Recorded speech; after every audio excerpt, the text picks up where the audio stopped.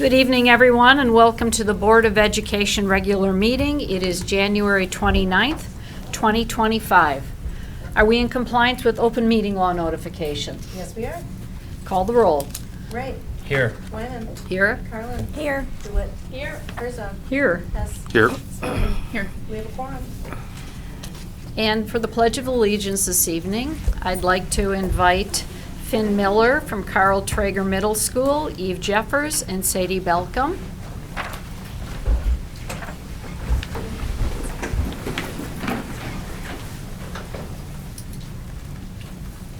I pledge allegiance to the flag of the United States of America and to the republic for which it stands, one nation, under God, indivisible, with liberty and justice for all.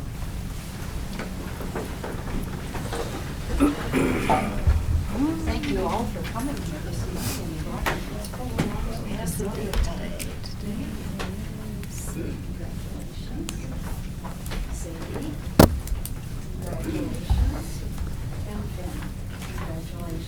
Thank you for being here with us this evening. We love to see students get involved, and you did a great job of leading us with the Pledge of Allegiance this evening. Have a good evening. You're welcome to stay if you would like. You're welcome to leave if you would like. Thank you.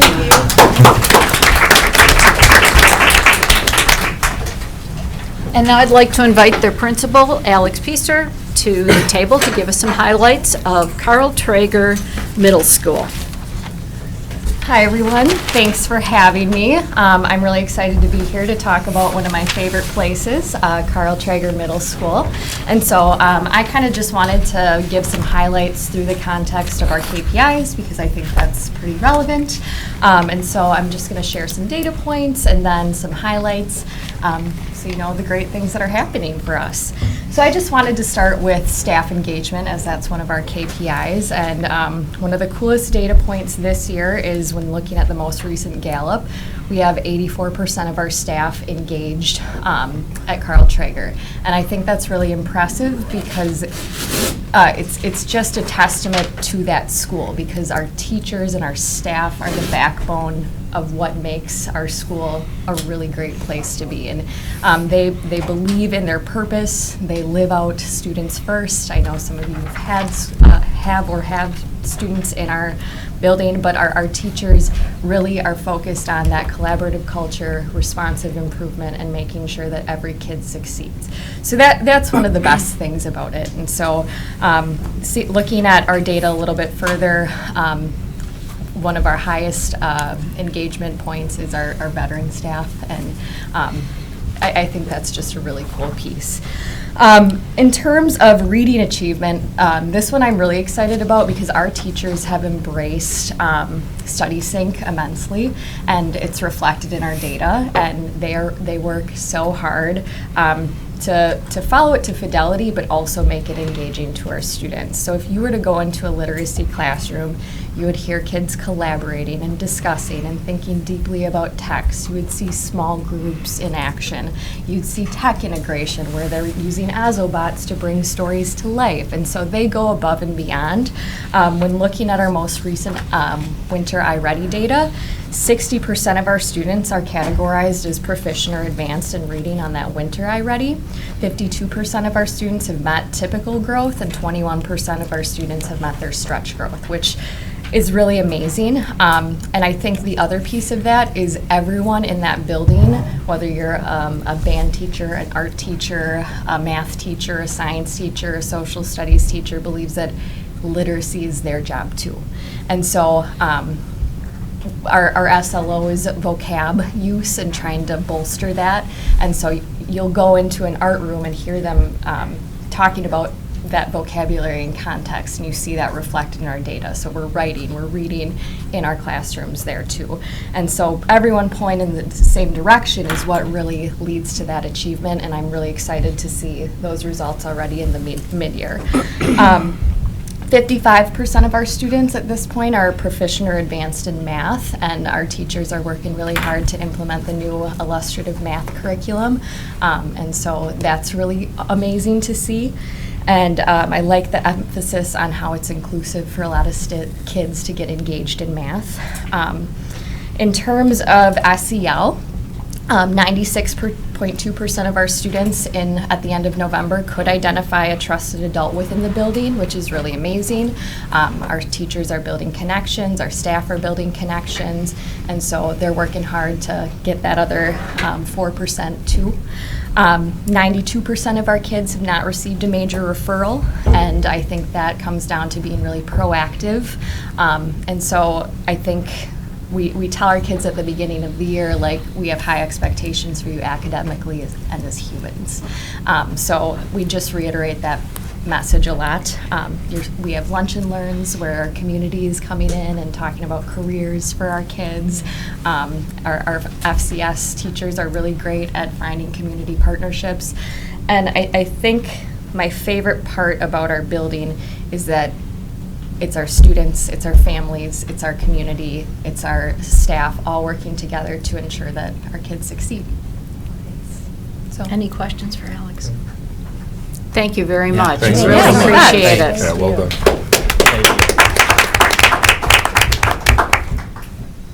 Dr. Davis, the land acknowledgement.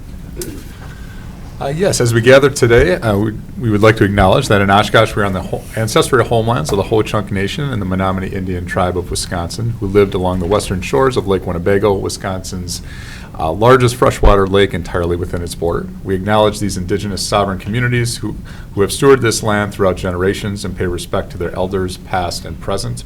We welcome the duty and opportunity to share stewardship of these lands. Thank you.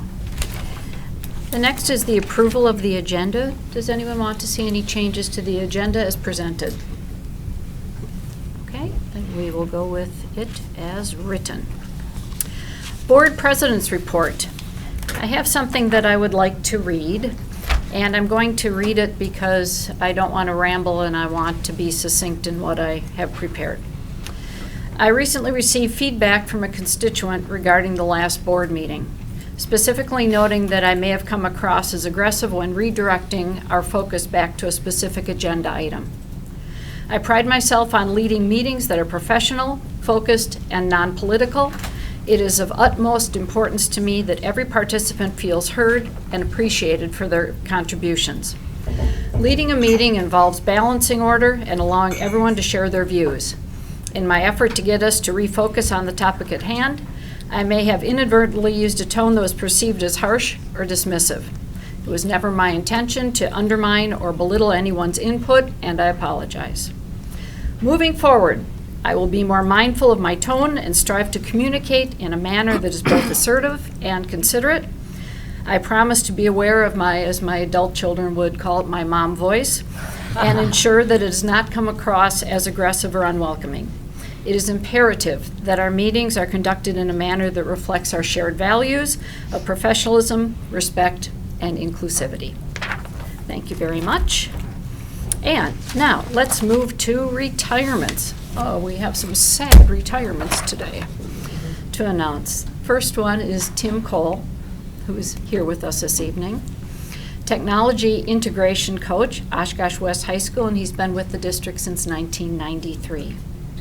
Leanne Morrill, media specialist at Oshkosh West High School, been with us since 1994. Denise Schlack, program support teacher at Carl Traeger Elementary, Roosevelt, and Oakwood since 1992. And Susan Whitaker, school secretary, Oshkosh West High School since 2000. Dr. Herzog. Thank you.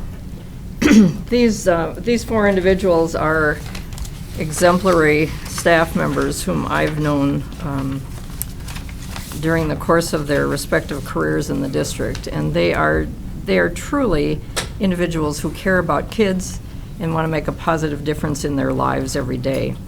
I first met Tim Cole in his classroom over at Reed Elementary School.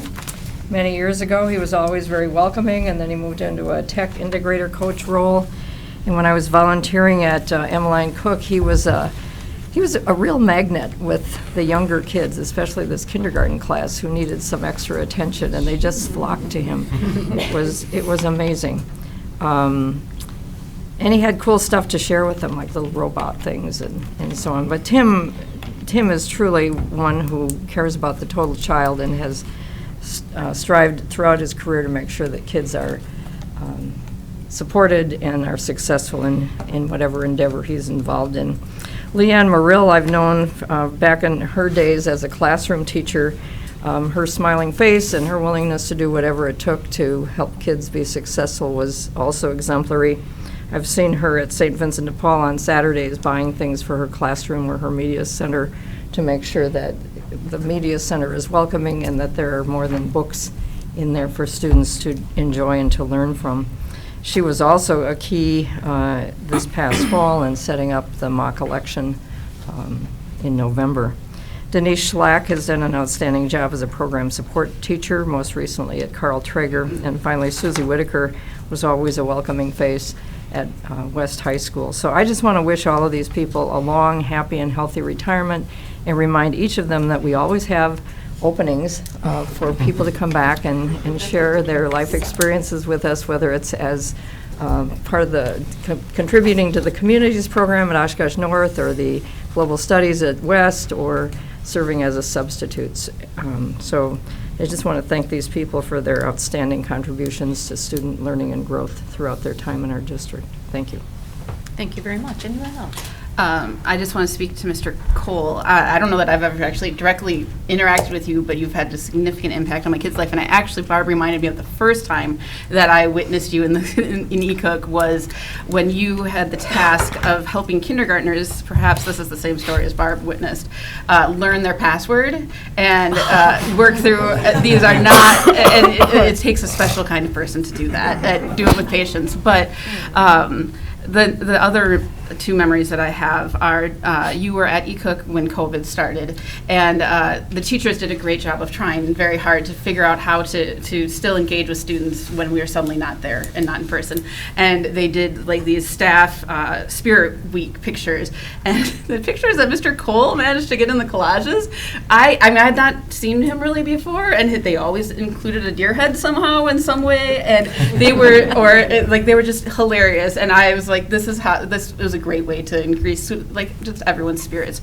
But finally, you taught my son how to code, and he was exposed to this at the elementary school level, and that is why he's out in the lobby right now, part of the First Lego League, and he was able to be a programmer on their team this year, which he specifically said he was able to get to that part on the team because he learned to code from you.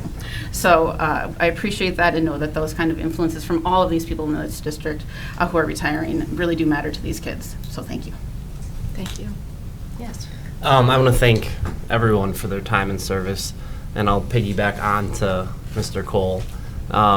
We'd be remiss if we didn't talk about everything that you did within the softball program and Booster Club. I mean, West has arguably one of the best or softball programs probably in the area, going to state a couple times in the last few years. And I know a lot of the kids that you coached personally, and you've had a significantly positive impact on their lives. So thank you for that. Thank you very much. We appreciate all of your efforts and for all of the retirees. Okay, Superintendent's good news report. All right, so a lot of great things going on across the district for us to, or for me to share tonight. So first of all, parents and caregivers went back to class at Vel Phillips Middle School's first ever family night. Families participated in hands-on activities across all subjects, from attempting hot cross buns in band to solving slope equations in math. The event also featured friendly competitions and endless opportunities for making school community connections. We love seeing this engagement and the impact that it has on our students, so thanks for everybody who participated in that. Our Bachstein Vulcan Robotics team is headed to nationals again. They recently competed in the Wisconsin State Championship and earned the Core Values Award and Top Robot Game scores, securing their spot to compete among 52 elite teams at the American Robotics Tournament in New Jersey this May. We're also excited to see these talented young engineers and inventors showcase their invention and robotic skills on a national stage. We recently celebrated two Oshkosh West students, Kevin Ball and Finn Lang, at the Chamber of Commerce annual meeting. These students were awarded the Chamber's first ever college, career, and community-ready scholarships in recognition of their outstanding achievements. Kevin, a STEM apprentice with Oshkosh Marine Supply and Oshkosh Corporation, plans to pursue engineering at UW-Platteville. And Finn, who serves as FFA co-president and is an apprentice at Huller Electric, plans to continue his education at Fox Valley Tech while pursuing a registered apprenticeship. We're proud of their hard work, and we also want to lift up our incredible CTE teachers and Director Vicki Poyer for supporting so many of our students in finding their career paths. So congratulations to those two. Our early learning program received a $35,000 grant from the Basic Needs Giving Partnership to enhance our early childhood education in our community. This funding will support the collaborative initiative that brings together families, child care centers, and youth organizations to co-design new engagement strategies and improve our 4K programming. Again, this is a great testament to the impact that our early learning programs and the value that our talented staff bring to our district and community. So congratulations to them. For me, it was great to welcome our first Oshkosh Schools Academy cohort. This initiative is bringing together local community leaders for a 6-month immersive program exploring the district's operations and strategic priorities. We had 22 participants participate in our first class. They will gain comprehensive insights into our key areas of literacy programs and student well-being, along with working collaboratively to enhance public education in our community. So thanks for those who participated in that. Also want to express our continued dominance over the Appleton Area School District tonight. Our Oshkosh Area School District teachers and staff claimed victory in our second consecutive year in Teachers in Sneakers basketball event hosted by the Wisconsin Herd. Our Oshkosh educators faced off against the Appleton educators in the fun tradition, showcasing their talents beyond the classroom. Between the two teams, this year's competitors represented more than 229 years of professional work in the field of education. So a great day to celebrate teachers, and congratulations to the Oshkosh victors. So well done. Oshkosh North freshmen and sophomores in the Communities program brought history to life through an innovative final exam project teaching elementary students at Oaklawn and Menominee Elementary Schools about influential Americans. The project combined research, creativity, and teaching skills as students designed custom bookmarks and developed lesson plans about historical figures. It's always awesome and inspiring to see our students learning and leading together. Carl Traeger Middle School students gained valuable insights into the STEM career pathways during a lunch and learn, which was mentioned earlier today, led by Ripon College STEM Enrollment Coordinator. Students were able to explore their career interests and enjoy a hands-on lunch period. Internationally acclaimed illusionist and special education consultant, Dr. Kevin Spencer, recently returned to our district, delivering an engaging magic demonstrations at 3 schools. Through this program, students learned various tricks while developing important skills. Dr. Spencer also hosted a professional development session training special education staff on how to incorporate magic into their teaching methods to enhance student engagement and learning outcomes. So, a fun time had there. Also wanted to let the community know, following our last board meeting, we're focused on sharing information about our upcoming April referendum. We've scheduled 10 community information sessions across our district to help our community understand what's included in the referendum and answer any questions. We've also launched our new dedicated website where you can find project details, frequently asked questions, session dates, and comprehensive information. We believe it's crucial for every community member to have access to the facts needed to make an informed decision about the school's future. Encourage everyone to attend either one of those sessions, explore the website, and please feel free to reach out if there's any questions that you have. And finally, just a list of places I've been fortunate enough to be able to visit over the last 3 weeks. So thanks everybody for your continued engagement, both in our schools and in our community. And that concludes the superintendent's report for tonight. Thank you very much. We go to District Administrator Supplemental Reports. The first one is referendum updates and collaboration with city methane testing, referendum informational sessions. Yeah, so we wanted to start to provide just some referendum updates as we're moving towards the vote, again, to be able to have as much information out there as possible. Julie's going to join me for this. I did want to start with just highlighting a follow-up from our last meeting. Julie and I had the good fortune to sit down with John Fitzpatrick and Kelly Nyforth, who are here tonight with us, to discuss our communication and collaboration with the city. So we had a really good meeting related to just improvements that we can make related to the projects and some of the zoning communications that we had, and happy to report that we've got some solutions in place. I had talked about some internal measures that we're taking from that meeting. We also have developed a pre-submittal meeting that will take a look at the designs, sit down with OASD staff along with their staff at the city to be able to just make sure that we're on the same page, and that what happened with the South Park situation won't happen again. So I just want to thank Kelly and John for their time, and thank you for coming tonight. I know you're busy and I know you need to go, but just wanted to recognize you and thanks for your leadership from a city standpoint. And I believe that meeting's tomorrow. And 2 so, o'clock. so we'll get things kicked off tomorrow, and certainly bring back reports if there's anything that comes from that. So thank you both for your leadership on that. And then I'll kick it over to Julie to talk a little bit about methane testing and then the referendum sessions.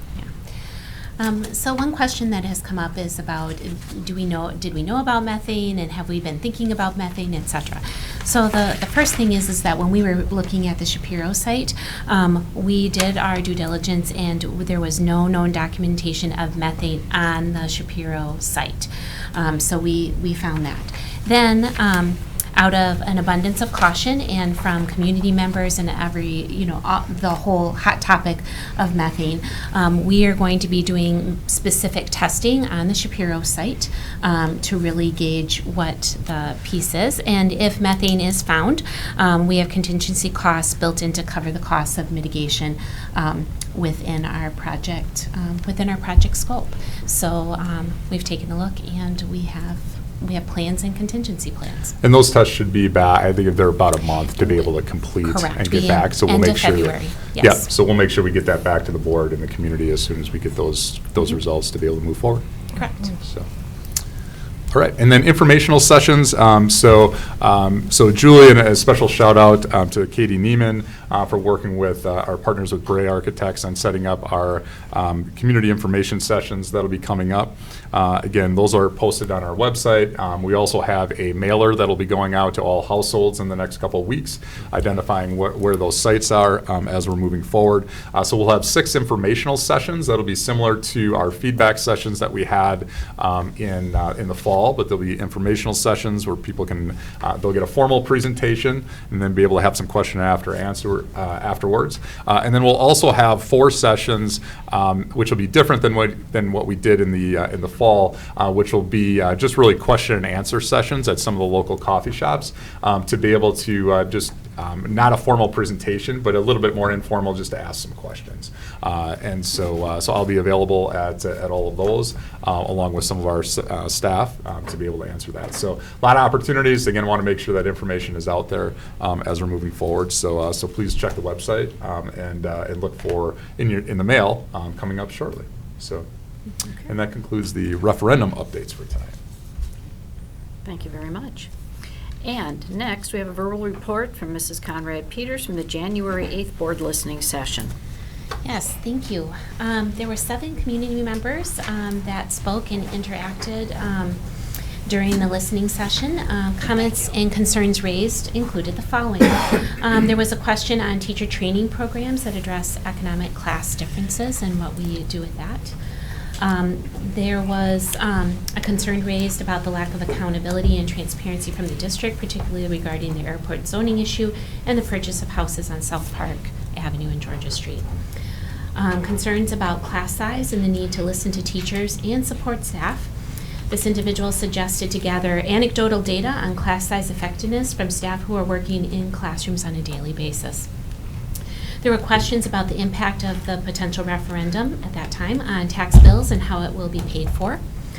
There was the comment on the need for better communication and transparency from the district, including the possibility of sending letters to taxpayers whenever there are significant developments. And then the last was the reasons behind the timing of the referendum and who is responsible for any missteps that have occurred. So many of the comments and concerns were discussed actually at the board meeting that was directly after the listening session. And in the newly launched Referendum 2025 website, questions on impact on tax bills, timing, and zoning are addressed in the FAQ section of the Referendum 2025 website. And as always, if you do have any questions, there is a direct email address along with a phone number to get any of your questions answered, and we are happy to help and assist. Julie, are you able to update the website as more questions come from the community that Yes. would be relevant to put on there? Yes, absolutely. And you will see those. They'll be noted. There's like a newer section up at the top, and so those will be noted.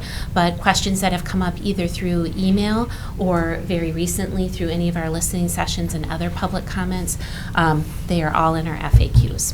Okay. Questions? Did you throw up the methane rumor as a question and address that on our website? Yes, it is. Okay, thank you so Mhm. much. Great. Thank you very much. Thank you, Thank Julie. you, Julie. Thanks. Oh, Mrs. I Conrad was gonna say, Peters, I one believe- more. I believe I'm next up. Two too. more. Yes. Workers' Get compensation comfortable. Yes. report. Oh, it's moderate first. Okay. Okay, hold on. There we go.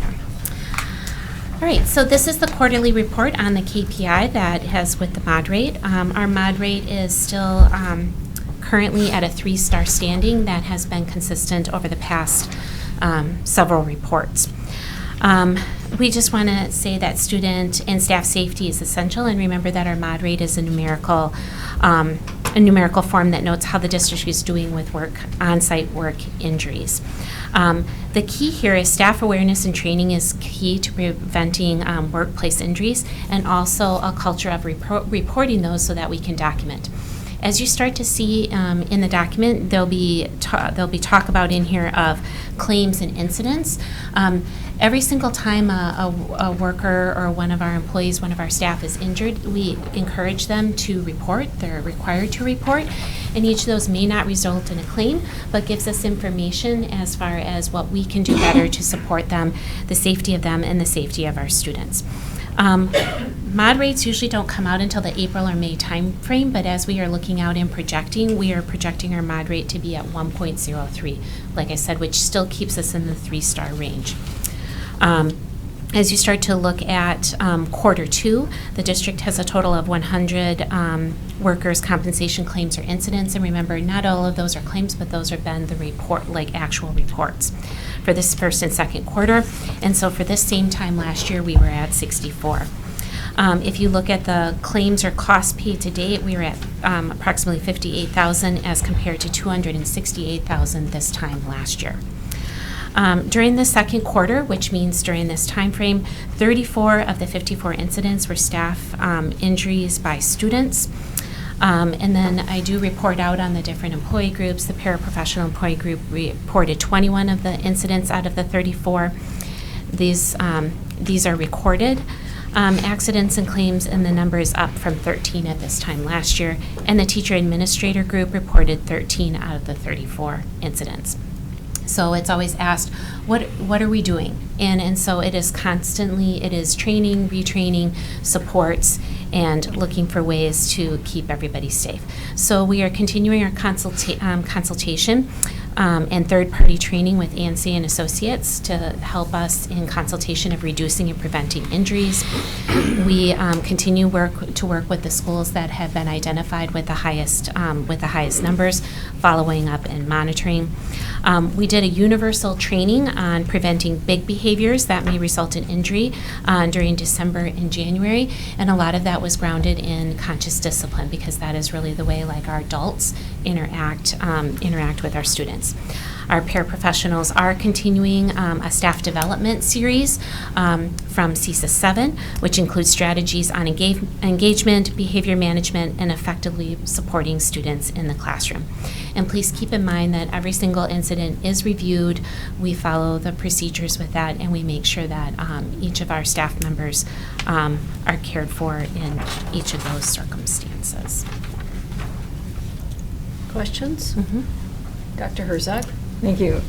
I'm very concerned about these numbers under 4C, the fourth dot, paraprofessional employee group. We had a very emotional emotionally charged listening session some time ago, which involved several paraprofessionals who had been significantly injured by students. One who had had surgery, and the surgery, I believe, had to be repeated. We had lots of tears in that meeting. There were tears here when they came into open forum. So I would like us to create more of a sense of urgency to protect all of our staff. And as I reflected on the strategies, the focus seems to be on training of staff, which I see that as one component, but I also see another component for the culture and the climate of our schools, where these kinds of behaviors are not tolerated, and that we need to convey that whether it's bullying of students or staff, that's not what should be happening in our schools. And so whatever efforts we can make so that all students have a sense of belonging and responsibility for their behavior, I think is something we also need to work on, not just training teachers in some of these preventive strategies. Those are important, but I don't think we can lose sight of the culture and climate in our schools. And having the students assume some responsibility for these, because to me these are not acceptable numbers to have 21 out of 34 incidents, which is up from 13 from last year. We need to do a better job with that. If I can make one comment, Sure. Dr. Herzog, when we start talking about the incidents, we also want a culture of where our staff are actually reporting that they have been injured. And so between this time last year and now, so for example, when we had that listening session where paraprofessionals were describing what they were experiencing, we would go back and we could not find like documentation that they had, like for all the different things they were doing, like have you called the hotline, have you done the procedures for that? So when you start looking at these, some of those numbers are also reflective of we are doing a better job of reporting and then following up with that. So so that's another piece of it. So we have to look at it both ways. Are we sad, like there needs to be improvement in numbers, absolutely. But also, like looking at the reports and analyzing what is coming through on that is important as well. And we want a culture of reporting those pieces as well. Absolutely. And it would be even better if there were fewer things to there would report. be, absolutely, totally agree with that. Thank you very Yes. much. Okay. Exit survey. All right. One of the requests from the board was to get more information about why families may be exiting the Oshkosh area school district. So one of the things that we had committed to doing was to implement exit survey. So we did this in two parts. First off, we have committed that when a family withdraws from us, they automatically get an exit survey. We can't guarantee that they're going to fill it out, but that started on December 9th. So for any families that have withdrawn from December 9th forward, they would automatically get an exit survey, because we want to hear from them what are their reasons for leaving the Oshkosh area school district, and do they have any feedback or input for us. The second part of this is that exit surveys were sent to 587 families that withdrew over the last 2 school years, so 22-23 and 23-24.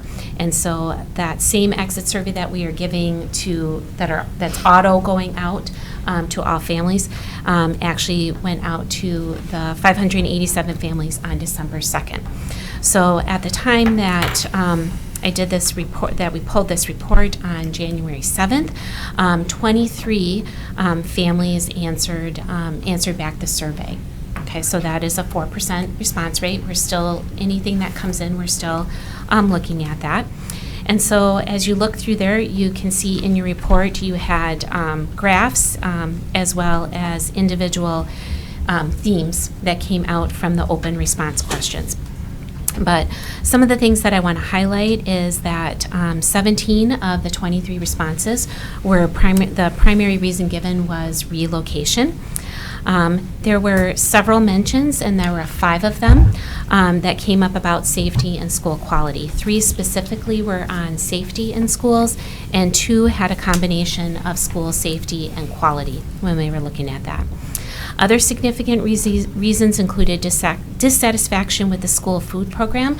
That was that was a surprise. I wasn't expecting that when we were reviewing the responses, and then also academic opportunities.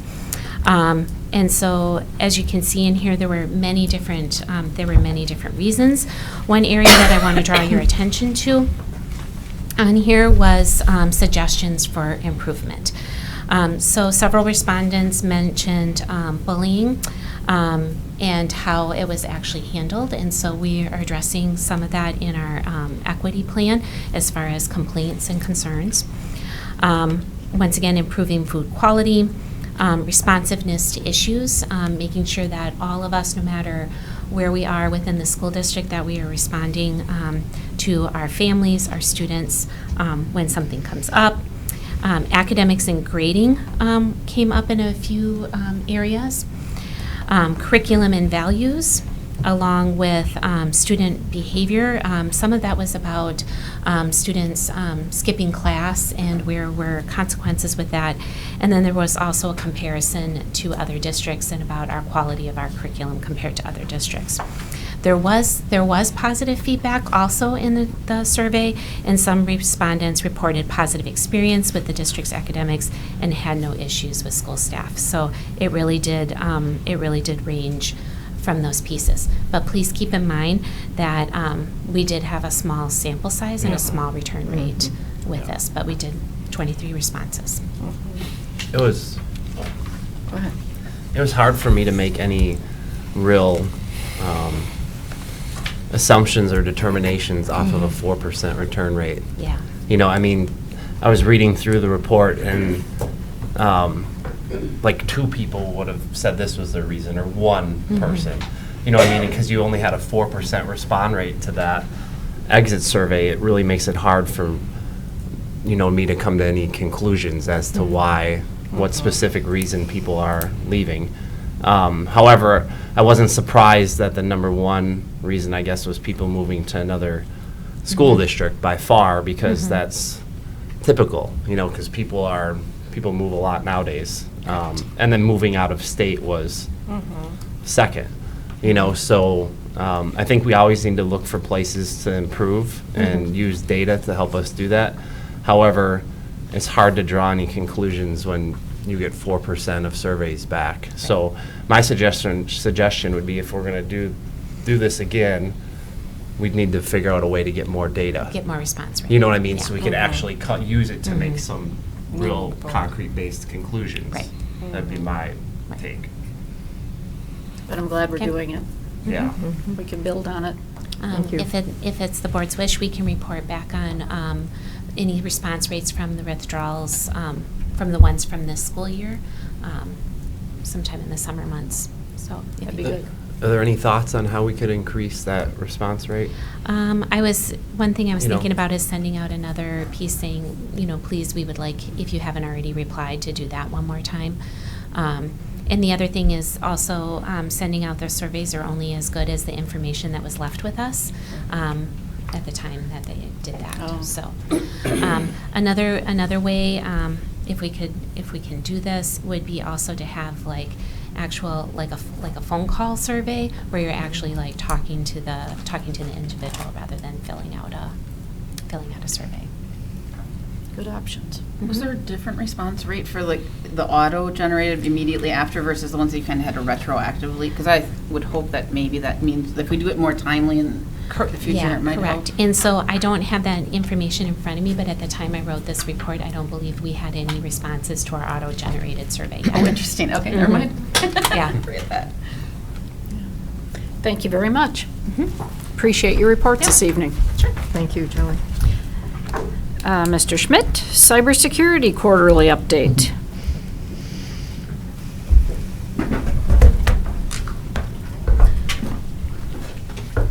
All right, good evening, everybody. So just a couple of highlights out of the cybersecurity report. We have, this continues to be one of our KPIs, and we're monitoring our progress towards everything.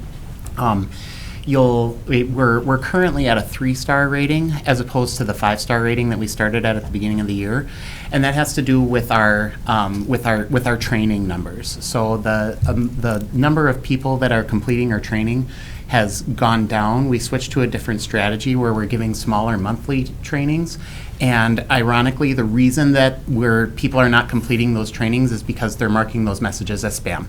Oh my gosh. So correct, yeah. So we would rather have people over-report than under-report. So we're going to be looking at our strategy for how do we roll that training out so that we have a higher participation rate, because it is important for people to continue to get this information. But that's the reason for the decline. Our actual successful fishing rate is it's approaching like 2.5–3%, which is dramatically lower than the industry average, which is about 11% for education. So we're being very successful with that training.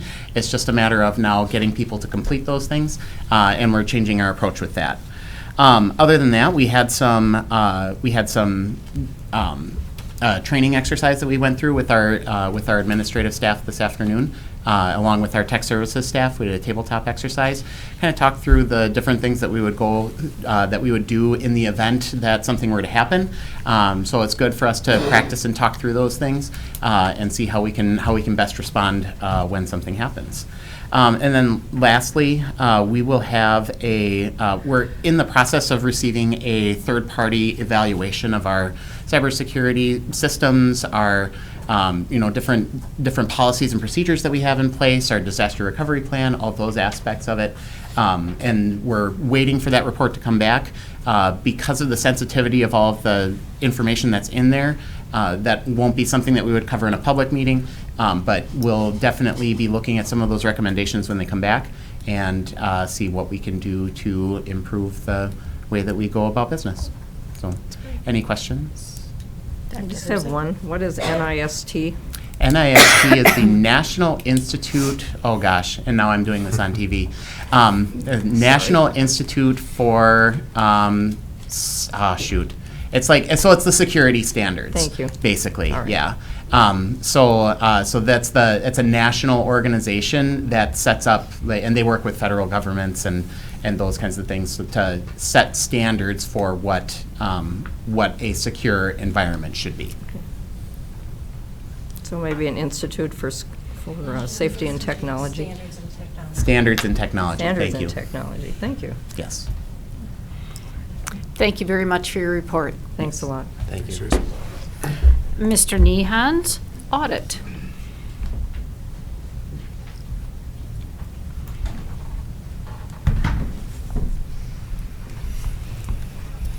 Good evening. Included in your materials was information on our KPI for the audit.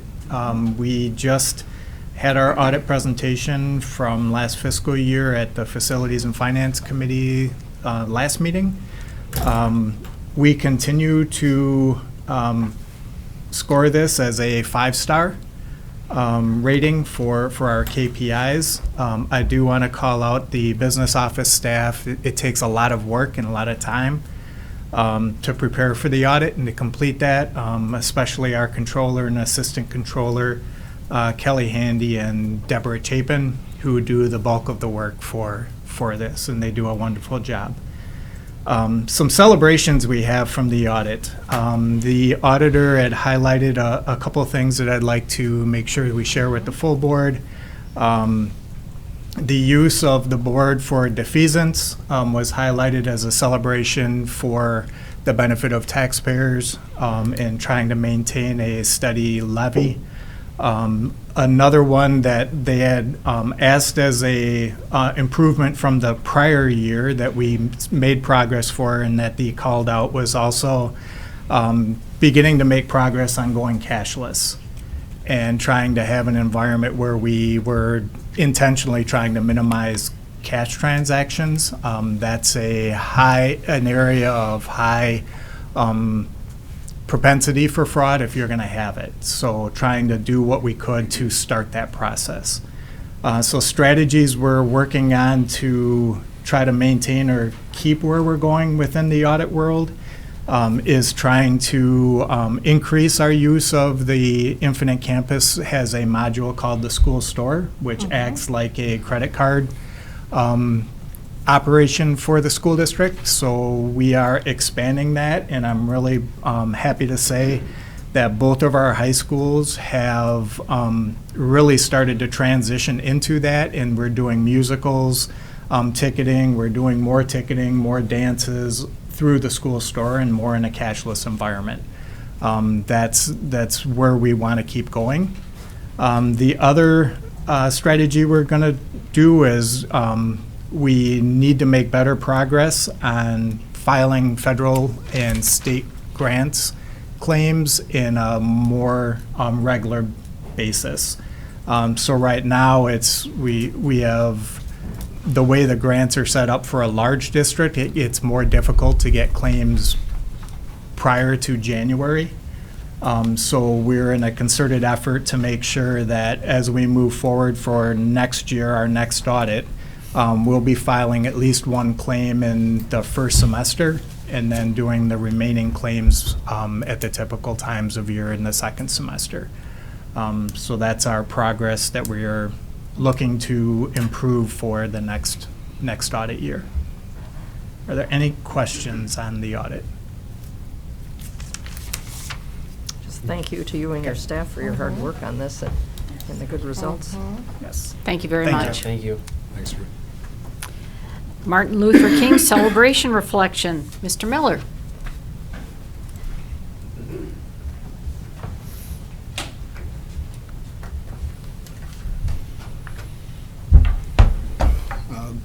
Good evening.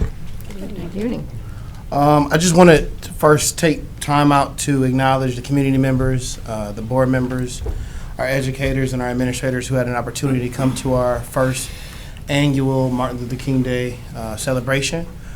Despite the cold temperature, we had close to a little bit over 200 attendees. Our celebration was driven by the remarkable talents of our students. From our MC, Micah Tradell, who's a student over at Oshkosh West, to the outstanding performances that we had from our Oshkosh North Jazz Band, led by Gloria Dorschner-Mackey, our 8th grade Vale Phillips Middle School Choir, led by Dr. Fong Nguyen, and the 7th and 8th grade Tipler Choir, as well as the Oshkosh Youth Choir, both led by Ryan Lindley. And we also had an opportunity to hear some inspiring words from our MLK Day essay winners, from our elementary school student, from our middle school winner, as well as our high school winner. Special thank you to Dr. Sam Coleman for the timely and impactful keynote that he shared. The message reminded us of the urgency that we all need to have to continue Dr. King's work. And finally, I would like to recognize Trina Walk from the Chamber of Commerce for her input and her support.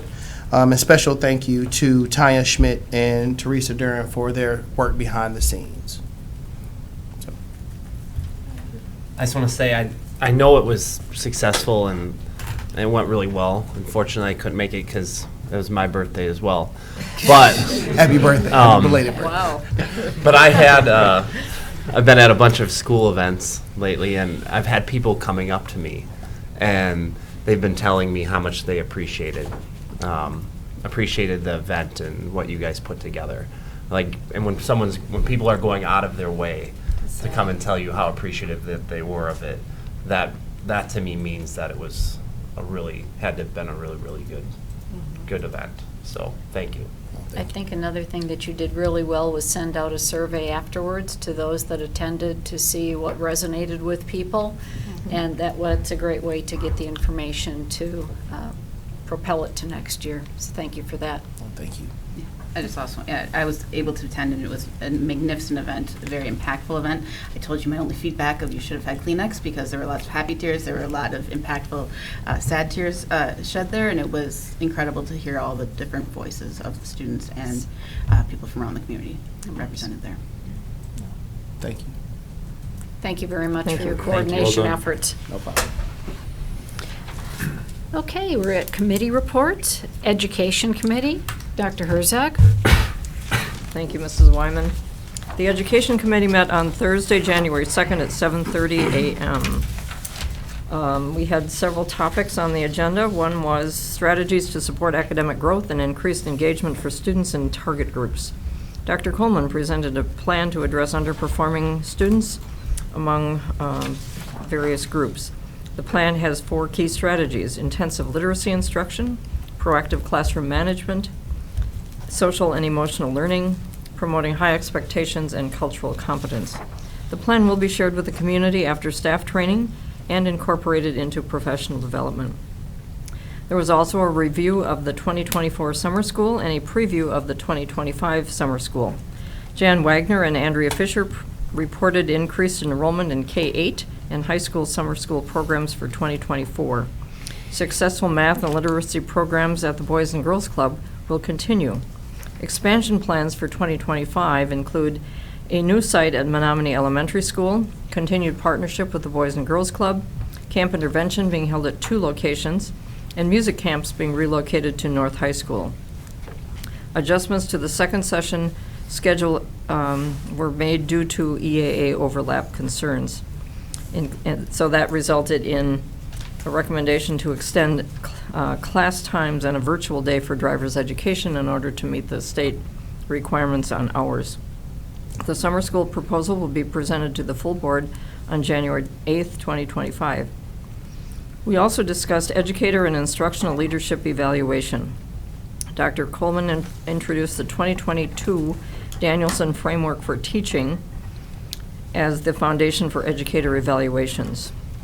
This system emphasizes educational rigor, student-centered learning, social-emotional learning, family engagement, and local context. Policy 3220 will be reviewed by the Policy and Governance Committee for any updates and changes before seeking final approval with the Board of Education. The meeting was adjourned at 8:34 a.m. and the next meeting will be February 5th, next week, Thursday, at 7:30 a.m. Thank you. Would you like to move on to Facilities and Finance? Thank you, Mrs. Wyman. The Facilities and Finance Committee met on January 9th, 2025. We had several agenda items, including the 2023-24 audit, which you just heard about from Mr. Nehans. Dave Minch from Kerber Rose led the conversation. He found that it was a clean opinion with the highest level of assurance. The district has $1.5 million set aside to remain self-insured, and the debt defeasance will result in interest savings, which will help all of us, including taxpayers. Proposed changes to substitute teacher pay rates was a discussion led by Sabrina Johnson. The recommendation was $50 per day incentive for working 60% or more of a pay period. The current rates for substitutes are $130 a day for short-term or $220 a day for long-term. The district is under budget with the use of substitute teachers due to the difficulty in filling substitute positions. Another agenda item was the Val Phillips track and field, the bids, as well as the Merrill deconstruction and brick disbursement. Northeast Asphalt was recommended as the company to receive the bid, and I believe that is on tonight's agenda. There were 1,800 bricks and sections of this facade that were saved from the Merrill School building. 800 bricks will be used in the Memorial Center, and 1,000 of the bricks will be available for the community. The tree that had been planted in honor of a past student will stay where it is and be part of the memorial piece on that property. We also talked about city tax bill explanation. Mr. Nehans gave us a detailed outline of the numbers on our property tax bills, and information was provided as to how the details for each section of the bill were represented. We also noted that property tax bills are not very transparent, since the formula used in defining some of the numbers is not very clear. The next meeting of the Facilities and Finance Committee will be on February 13th, 2025. Thank you. Thank you very much. Mr. Wright, Legislative Committee. All right, thank you. I'm glad I can give Dr. Herzog a little break from all these reports that she has tonight. But the Legislative Committee met on January 28th. It was this week, Tuesday, at 8:30 a.m. No one was present from public forum. The topics that we discussed was the CESA 6 legislative breakfast, which I've went to in the past, and it's basically a good way for us to connect with local legislatures. And we talked about how that breakfast will give us a chance to meet the new legislators that we have in the area so that we can start to build those relationships so that they understand the needs of the district better, so that we can collaborate with them. We also talked about state and federal legislative updates. One thing that we've talked about for years is special education reimbursement, which is currently at 32%, and there is some hope, maybe, that the state legislation will decide to fund that at 60%, which would be great because that would allow us to support more students in more different ways. And then also number 2, supporting general revenue increases for districts to account for inflation. That's another thing that will maybe get done, hopefully. And then we talked about the upcoming WASB Day at the Capitol, which is scheduled for March 12th, 2025, and about the possibility for board members to be able to attend that. So that's it. Our next committee meeting is scheduled for February 25th at 8:30 a.m. So thank you. Thank you very much. Mrs. Carlin, Policy and Governance Committee. Thank you. The Policy and Governance Committee met on Tuesday, January 28th at 7:30. No one appeared for the public forum. The committee reviewed 5 policies. The first policy was 3220, Staff Evaluation and Educator Effectiveness. This policy was part of the HR Consolidation Policy Project, and the committee asked for further review of this policy.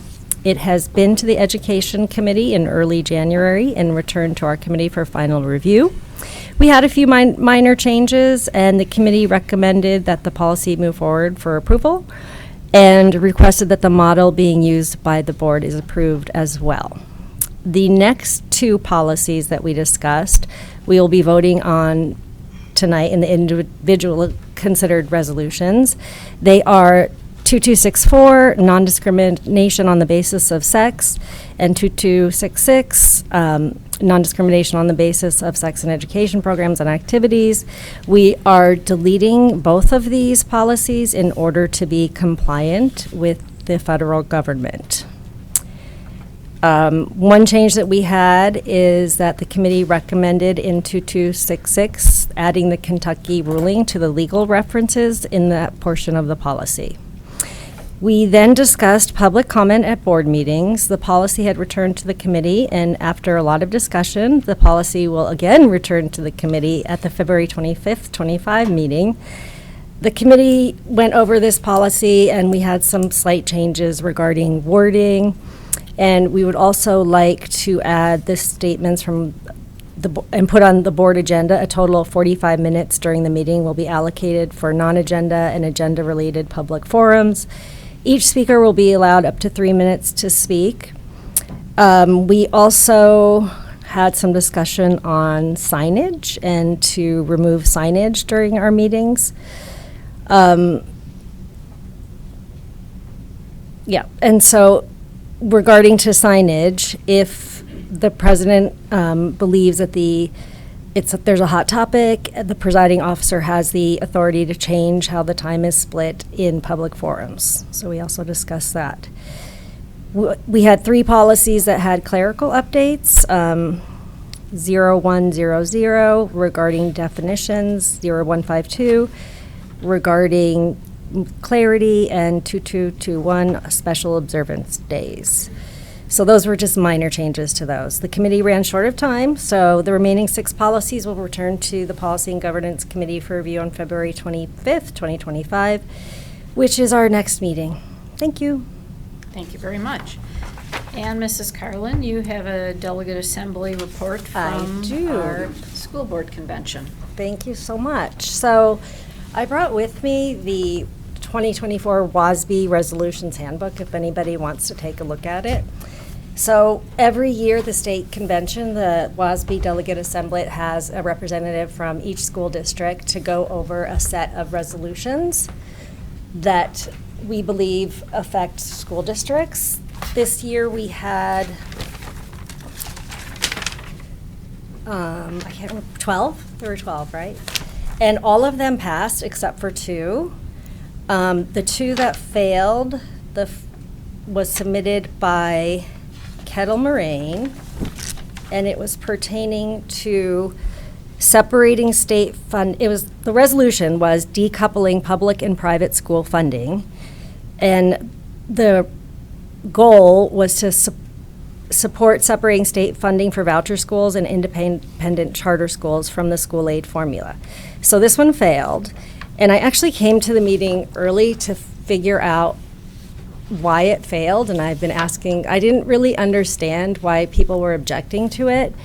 I think that the thought process was that by passing this, we would actually be encouraging more charter schools and more voucher schools. I did learn in that session that it is a fact that 700 million taxpayer dollars went to 394 private schools. So I thought that was kind of interesting. The other one that did not pass was related to accountability. Accountability regarding school report card standards. We were going to support a timely revision of the school accountability system to calculate school and district report cards overall based on student achievement only. So I think the reason this one failed is because we don't want to just look at student achievement. At least that's what I was hearing from the other delegates. So that one failed. The rest passed. Interestingly, since we just had Jason present on cybersecurity, that one was also approved. And the funding for school meal debt was very close. A lot of discussion on it. Ultimately, it passed, but around 100 of the representatives voted no. We had two emergency resolutions. One that was from the night before regarding gun safety and the proper storage of guns. When that happens, when you get an emergency resolution before the assembly meets, a committee meets to vote and decide whether or not it can be heard at the delegate assembly. They decided that it was not an emergent resolution, so it was passed. They could have brought it back after and with a 2/3 vote, bring it up for discussion, but they did not. The one that was going to be brought up for discussion was related to, one second. So if this one was very close, so I would expect that it will come up next year. Save Women's Sports was introduced as an emergency resolution, and in order for us to discuss it and consider it, it needed 2/3 vote, which it did not get, but it was pretty close. So I think that that might be something that's submitted again next year. That's all I have. If Dr. Herzog has anything to add, I will just say it has been an honor to serve as the WASB delegate for the last 3 or 4 years. And thank you for entrusting me in this role to the board. I'm grateful for the opportunity, and I will miss it. So the torch will be passed to a new delegate, and I'm very appreciative. Thank you for representing us so well. Thank you.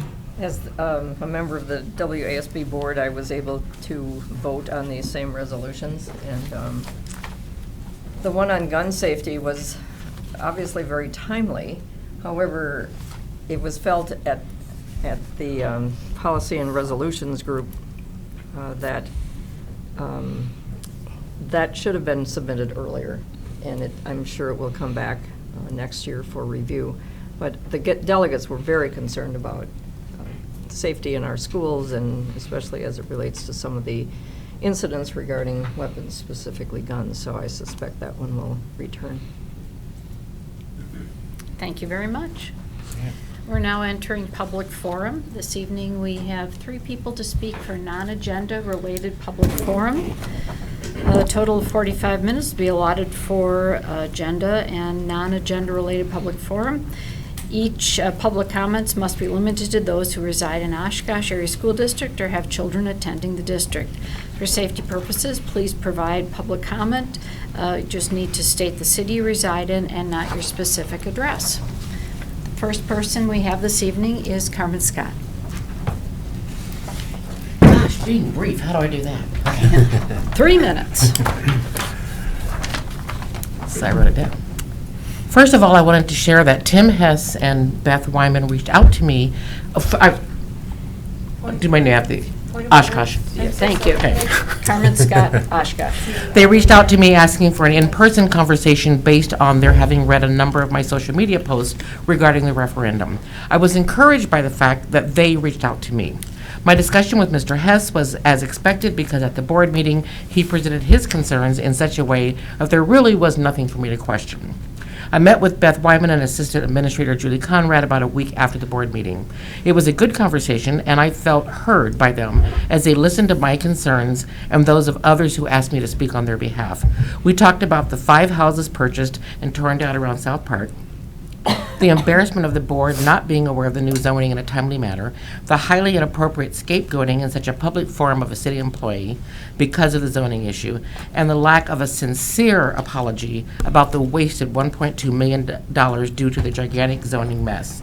We also chatted about the test scores, school safety, and what went wrong during the first year at Val Phillips, and what changes had been put into place to make it a better second year and a great first year at Menominee Elementary. I'm happy I did get more answers from them than I did when I asked some of the same questions of our superintendent at one of the community forums. On the topic of Val Phillips, someone on social media messaged me and brought up that recently 2 teachers were injured breaking up a fight at Val Phillips. One of those teachers was taken away in an ambulance with a head injury. She said things have not significantly improved at Val Phillips this year, and to me, the idea of building another super school is concerning without knowing if and how things are going to improve. I'll end with a quote from this person, and I'd like to know what our board has to say about her comments. She said, and she is an employee there, "I love this part of town and the diversity of Val. I raised my kids over here. However, after 10 years, this will be my last year at Val if something doesn't change. I expect a big exodus of staff after the school year is over. Central raised the contract buyout to $5,000 this year, which is why nobody has left yet." Those were pretty concerning. Back to your survey, that was something I brought up at that community meeting with Oshkosh Healthy Neighborhoods. It was never answered. But as somebody who did a lot of surveys in my career, 4% is a great return. 2% we were happy with. But I also think surveys should be done of staff that's leaving and not just families that are leaving. And typically doing it before they walk out the door in person or having them fill out that paper as they're signing, "We're out of here," is the best way to get responses when you need them, not 2 years after the fact. Boom, 5 minutes left. Nice job. Thank you. Ooh. Look at that song. Matt Took. Please state your name and your city. All right, my name is Matt Took. I'm from Oshkosh. You guys are probably all aware that a definitive ruling came in striking down the Title IX regulations. And in this ruling, the court summarized basically that these rules implemented by the Department of Education had exceeded their authority. They had violated the Constitution. And the court found that the rule was arbitrary and capricious. And so, you know, in the whole run-up to that, where we had that discussion at Alberta Kimball that evening and the vote took place, there was such a rush. Even though there was an injunction from a federal judge that limited which schools we could even implement it in Oshkosh.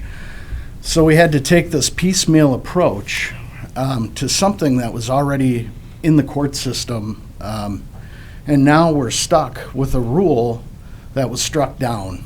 And what it does in effect is it removed protections for kids in their most private spaces.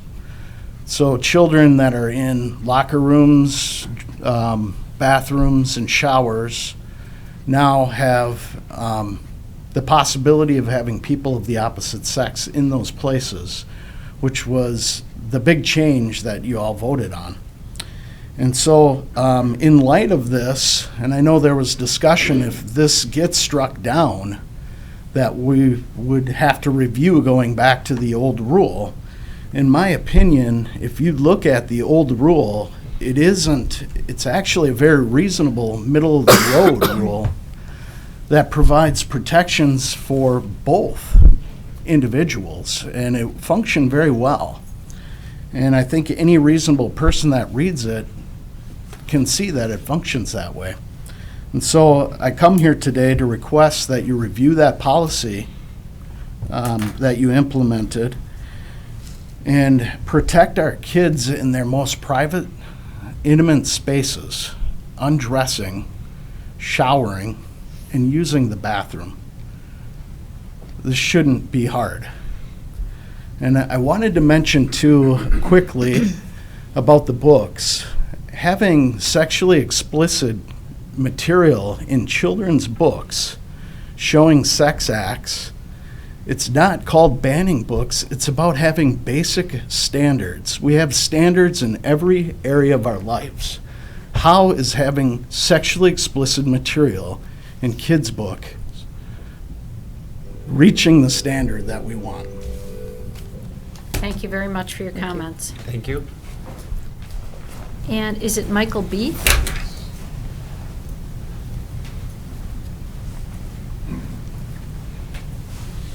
Please state your name and your city. Michael Beath, Oshkosh. Thank you. Could you I spell come- your last name?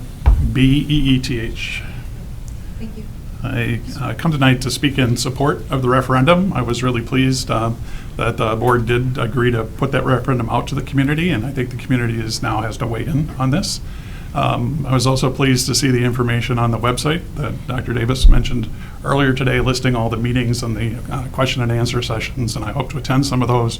And I hope many, many other citizens in this community will come and do that, either in this forum or that one as well.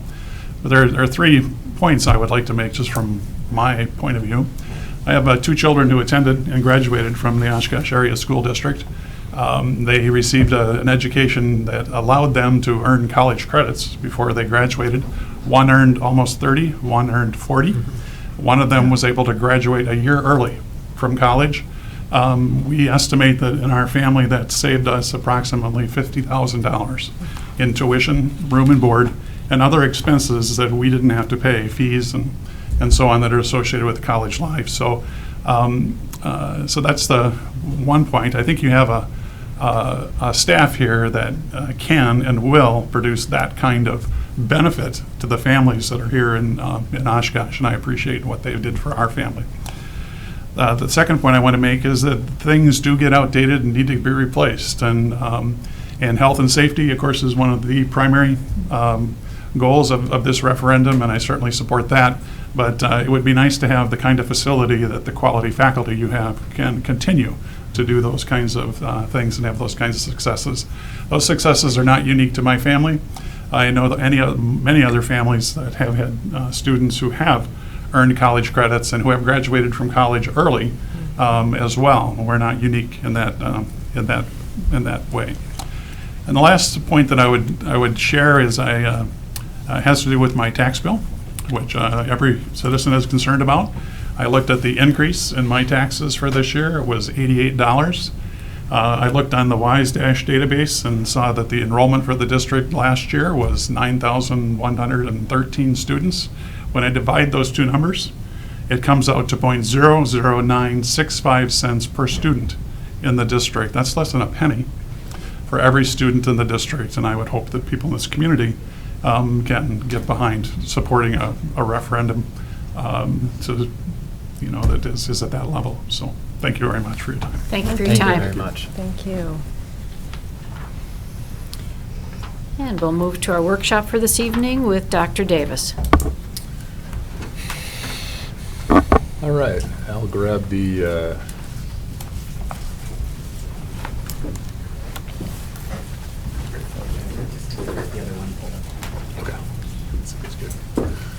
Okay, so tonight for our workshop, wanted to go through our annual review of the strategic plan. And so in front of you, you have your report. So I wanted to take a little bit different approach this year and just walk through somewhat of a background. We have some new members who haven't been through this process before, so I wanted to be able to just walk through some of the background of the strategic plan, board's role in the approval of the strategic plan and how that plays out with our staff work, and talk through some of that alignment. And then I'll spend some time just working through the actual document to see what our rating was for this year. But a lot of our theme this year from an administrative standpoint that we've been working on is providing clarity through alignment. And so as we talk about creating accountability throughout the system, we've also leaned into accountability through clarity, and that it's our responsibility from a leadership standpoint to provide clarity throughout the system. The strategic plan is a very important document for us as an administrative team and a staff team to be able to provide that clarity, and certainly that's where the board role begins as part of this process. So I wanted just to be able to identify that theme for us, and then talk just a little bit about how that plays out tangibly in our strategic planning process. And so, again, providing clarity through alignment and thinking about, again, what's board responsibility and what's staff responsibility as we move forward. So I'm going to go through some things here related to the approval, which won't be tonight. Tonight's the discussion, but just to give you some background on it. And some of the things we'll talk about tonight appear on the strategic plan, and some don't, but they're very relevant to our progress in our strategic plan as we move forward. So I wanted to be able to provide a 30,000 foot view and perspective on that as we move forward. So thinking through board's responsibility from a system standpoint is really to be able to provide a couple things for us. So one is looking at our key performance indicators. So we have 19 key performance indicators that we look at in 4 core areas to make sure that we have some targets to be able to shoot for. So those have been prioritized by past boards, and that gives us some concrete direction and again a target, if you will, to be able to work from. And so within each one of those key performance indicators, we have a rating system, which we'll go through the examples in just a second. But each one of those rating systems has a star rating, and each KPI has a 5-star rating. That 5-star rating is what our long-term goal is as a system, is to be able to have 5-star ratings across the board for our key performance indicators as we're moving forward. So it's important for us here at the board table to be able to identify what those key performance indicators are, and be able to keep those targets out in front of us as we're moving throughout the year, because again, that's the infrastructure for our work as we're moving forward. So that's something that we'll look at when we're approving the strategic plan. The core of that from a board standpoint is really the key performance indicators that we have set in those 4 core areas. Staff's responsibility falls then below that line, and to look at staff strategies and KPI results. So kind of thinking about it as like the targets being up here, what we're shooting for, and what is our work to get to those targets would be staff responsibility. And so we have staff strategies and KPI results that we use and we monitor to be able to guide our work based on those 19 KPIs. But I also wanted to point out that even though that's staff responsibility and something that we're professionals in to be able to move us forward in achieving those KPIs, the board also has the ability and authority to be able to monitor those strategies and those KPI results through our board workshops. And so the process that we've set up, if you look at your future agenda items, is on a monthly basis. We take 1 or 2 of those workshops to be able to identify our key performance indicator and to go in a little bit more depth. So there's a couple places that the board has the ability to be able to continue to monitor the progress of our system. One is what we'll see tonight and at the next meeting, just about the overall strategic plan, and then the details in the monthly reports is where you'll get into a little bit more of the nitty-gritty. We'll talk about actions, we'll talk about some of our formative data that we have, our monthly and quarterly results. that we have for some of our key performance indicators. So again, it's kind of an above the line board responsibility, bigger picture, targets for us to shoot for, and then strategies underneath that. So any questions on that? Okay. So let me go into just a couple of things that you'll see on the strategic plan as we move through that. So one, and again, thinking about board responsibility is looking at these 5-star targets. And these 5-star targets then, again, are on our rating system for each one of the key performance indicators. So the way that we set that up internally within our goal setting and our structure is to make those 5-star ratings translate into our 10-year goals. So where do we want to get our system in 10 years in each one of those areas? And that's documented right on our strategic plan. So our first strategic plan was in 2023. So if we run that out 10 years, at 2033, our long-term goal is to be able to be at 5-star ratings for each one of our key performance indicators as we're moving forward. So important to note that that's a static date, that date does not move. We need a North Star, if you will, to be able to point to and stretch ourselves to. As we're moving forward, and you'll see the 5-star ratings. Many of those are around industry standards that would be of the highest quality in each one of our key performance indicators. When we go underneath the line then, as far as what strategies we're using for improvement, that would be staff responsibility and shows up on the strategic plan that we'll look at tonight under our strategies for improvement section. So you'll see celebrations for each one of our KPIs, and you'll see strategies for improvement. So what we've been focusing on over the last couple months and have delivered that as part of our initial draft of the strategic plan for 2025 is focusing in and refining those strategies. And some of the feedback that we've gotten is to be able to make those strategies understandable to community members. So they can't be high academic jargon, if you will. They need to be something, if we're going to use this as a communication document to the community, they need to be understandable to community members. They also need to be connected to actions to improve the key performance indicators. So we can't just pick strategies that are random strategies. They need to be able to be drilled down into some specific actions that we would take. And what we're saying in those strategies is that is the way that we believe we're going to improve our KPIs to this journey to our 5-star ratings as we're moving forward. The third criteria that we're looking at for our strategies that were developed for tonight was that they need to be unique to 2025. So it's not good enough for us every year to use, again, some academic jargon at a high level and say, that we're going to move forward with, some particular strategy and be generic about it. We want to really drill down and talk about what's unique about the 2025 strategies that we're using, and then be able to translate to some of those in our strategic planning document to be able to outline those strategies as we're moving forward. So the document that we'll look at next will be our strategic plan for 2025, the proposal for that. And on that document, then you'll see these 5-star ratings, which determine our 10-year goals, and then you'll also see the strategies for improvement. So these are the pieces that you'll see directly on our strategic plan as we move forward. There's also a lot of work, and so if you think about kind of an iceberg effect, a majority of the work that we do is going to be outside and not documented fully on the strategic plan, but will be monitored within the system. So beyond the strategic plan, I wanted to outline just for the community some of the staff monitoring progress that we use. So one, we have a process to be able to determine in each one of our key performance indicators our 3-year goals, so what we're doing to make reasonable progress needed to get to our 5-star rating. So if our 5-star rating is where we're going to be in 2033, where do we need to be between 2025 and 2028 in the next 3 years to be able to make progress to those. So that's something that we're developing with each one of our key performance indicators, and that we would look at reporting out as part of our monthly workshops as we're moving forward to be able to see. Now those are rolling goals, so that rolls from the current year.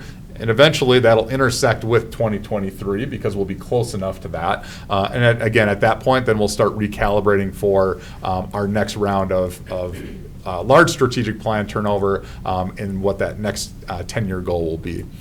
We also have one-year goals. So again, a little bit of a stretch goal for our 3 years, but our one-year goals showing reasonable progress within the next year towards that 5-star rating. So again, what are the strategies that we're doing in the next 12 months?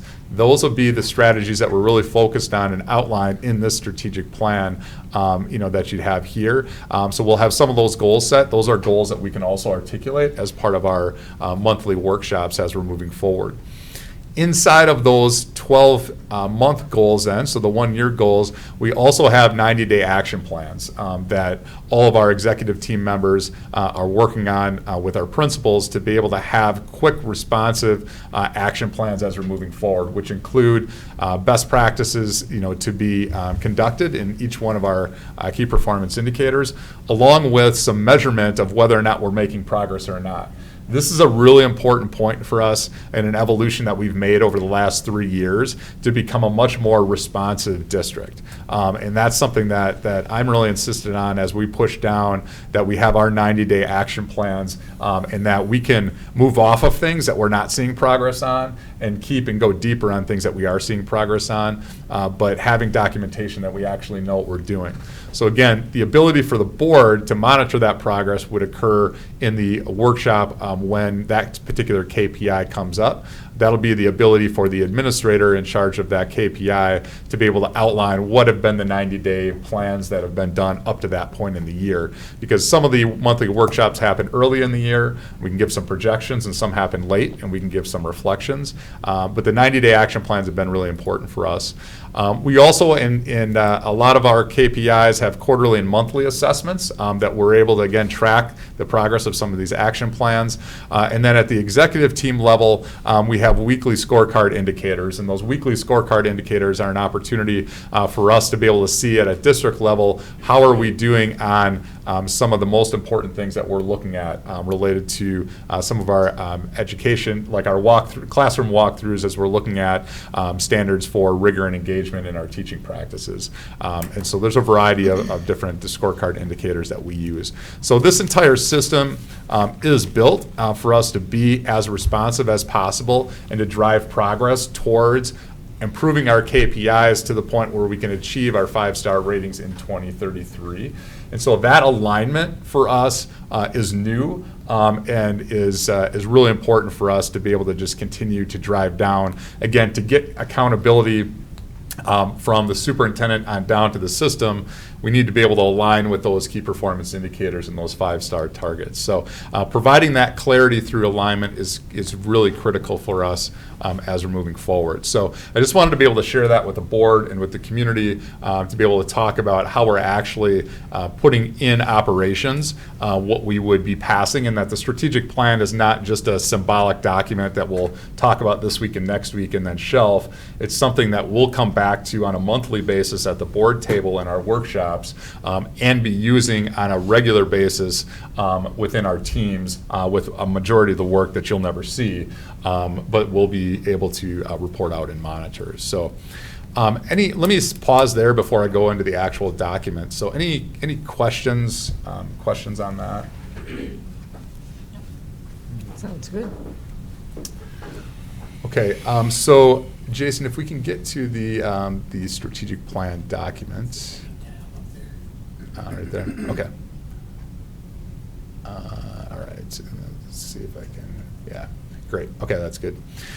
So again, wanted to familiarize our community and the board again with our strategic plan. So again, as we're running our strategic plans, we're running this in a calendar year, which is why we want to approve it at the beginning of the year. So that's something that's also a little bit different in education circles. Typically, we would do our planning and our retreats for the school years, which would be like the 25-26 school year or 24-25 school year. One of our ahas over the last year really has been for us to be able to have our strategic plan ahead of the time that we're doing our staffing and when we're doing our budget development. Because if truly we have our KPIs that are listed below, if these are driving our staffing and our budget, then we really need to be able to create strategies prior to going into our staffing and budget, which seems like a pretty obvious thing.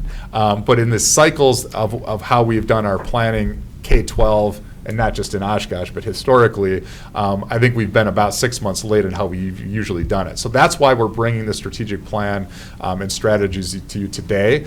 So we're truly looking at this in a 12-month, more of a calendar period of time, if you will.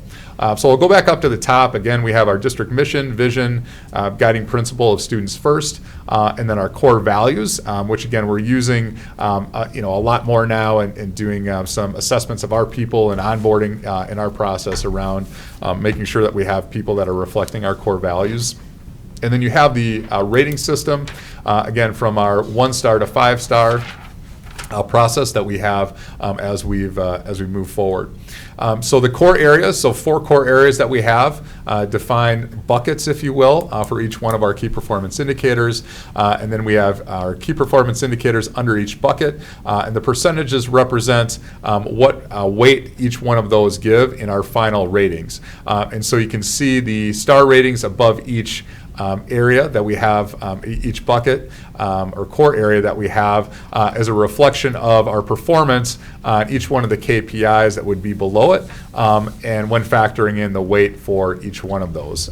So learning academics at a 3-star, finance and operations at a 4-star, safe and healthy schools at 4 stars, and engagement and communication at 3 stars. So again, that's the process that we've gone through. Again, there's a lot of different ways to do this, but that's what we've been doing over the last 3 years. And again, it's an opportunity for us to be able to do some assessments. We also have just a short description of each one of those core areas.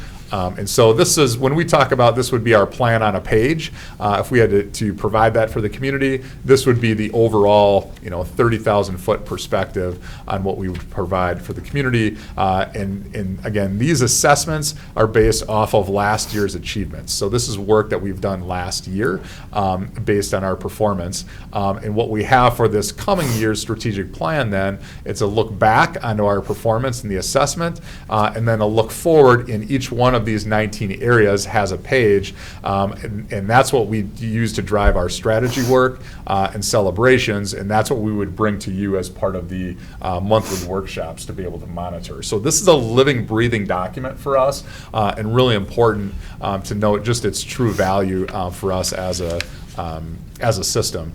So I'll just go through just a quick example, if you will. Again, the format of each one of these pages is the same. And so we have the title of the key performance indicator, which in this case would be the district report card.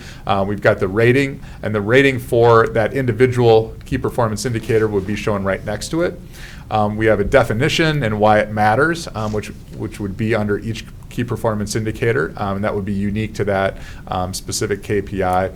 And then the rating system, and again, this is it's something that we would use industry standards on for particular rating systems or projections of where we believe we can get to in the next 10 years. And so again, it's these 5-star ratings that we're driving towards as part of our 10-year plan. And then wherever we are right now, we're setting up those 1- and 3-year goals in our expectations. So you can see that for our district report card, the bolded area is where we're at right now. For our 3-star rating for our district report card, we are 0.3 of a point from being up to a 4-star. So we're certainly working on that. Under each one of our key performance indicators, then we have celebrations that we would lift up based on last year's work under each one of them, because it's important to be able to recognize the great work that our staff is doing. And then also strategies for improvement. So again, this is the areas that we really want to help refine and focus on. And then each one of these strategies underneath that will have actions, a series of action steps that our staff will carry out in alignment with improving the results for our district report card in this case, or whatever the key performance indicator would be. So in our workshop, in our monthly workshops, when we get to district report card, Dr. Coleman, who I believe is in charge of the district report card, would report out on these strategies and the action steps and the effectiveness of those action steps to help drive our district report card score forward. And so that's again where the board can monitor not only the strategic plan overall, but weaving in those details in that strategic plan. So tonight I don't want to go through and spend time going through each one of them, but I just wanted to be able to provide an overview for all of them as we're moving forward. So with that, why don't I, pause and see if there is any questions. Again, tonight is about just discussion of this, and we would, our cadence in the last couple of years has then been able to ask for approval of the strategic plan at the next meeting, and that essentially would then set our targets for 2025 as we're moving forward. I would say if there's any points where we would want to do like some significant revisions. I know we've talked about looking at our maybe a more realistic version of our literacy and math scores. I think that's something that we can take a look at through some of our committee work and potentially bring back to the board for some revisions as we move forward as we go. So it doesn't have to be a perfect process, but as we have this tonight, we want to be able to have some direction for our staff as we're moving forward. And we'll continue to develop this. Again, this is our third year using this structure, and we've spent a lot of time, again, trying to really provide some of the clarity through alignment as we go. You touched on one of my general questions of the role of the, you talked a lot about the role of the board, or not the role of the board. Looking at that first page where you look at the core areas and then it gives like the percentages for each of these, and then you also specifically did mention things like reading and math achievement. When is the appropriate time, or is it first question is it the board's role to set these percentages, or is it someone else's role? And when is the appropriate time to review those? Because I think we're also struggling, a lot of us, with the district report card, since it's by no one's fault of anyone in the district, not the most reliable source of information. Yeah. So I think now is a good time, for us to be able to work through some of those edits just related to percentages as we move forward, and then if there's any other key performance indicators that we'd want to talk about. Our staff has talked a lot about Net Promoter Score and its usefulness for us. It's really a private sector business type of indicator that's been really clunky for us to be able to use.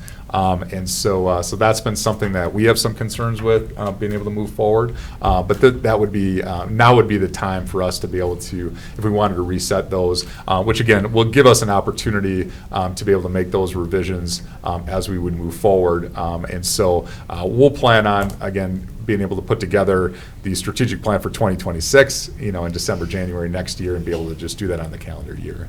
And to your point with the reading and math achievement, I can understand that there's probably some desire to recalibrate as well. Yeah. I'm not sure if there are. I don't see it as obvious in some other areas, but I do agree with you also with Net Promoter. When I've been reviewing this as a community member, I don't view that as that helpful of a tool. Yeah. One thing that I would like to see is a one-page where we've been as far as stars and where we are now. So it may be 4 major groups with these underneath it. Each one of them has their own set of stars. I think it would be important for the board to see if we were at a 4 and now we're at a 2. What happened? I can't keep track of the stars, and I'm not going to go back to last year's and compare and contrast. So that might be something for 10 years to, just keep track of where we are. And if we're at a 5, what do we do to stay at a 5 and know that we're at a 5 and be able to celebrate and promote those 5s? Yeah. Okay. So thinking about a one-page, a little bit more longitudinal, that you would look at each one of the KPIs. Yep. That's really good feedback. So again, these are the types of tools that we're developing as we use this format that I think can be really helpful. And I think we can also, it would be easy for us to put an emphasis on that as part of our workshops. So when the key performance indicator comes up and we're looking at staff engagement, for example, part of that presentation is, here's where we've been over the last 3 years or whatever it is. But we could also include that as part of the summary document, maybe as a second page or appendices. If you will. I think that'd be good, and I think it'd be good for the community as well as an overview, because while this is a very important working document and it really aligns the clarity and the staff and keeps everyone going in one area, it's a lot for the community. And I understand why you're doing this, but I think community members like one pages that they can look at. Okay, great. That's helpful. Thank you. Anyone else?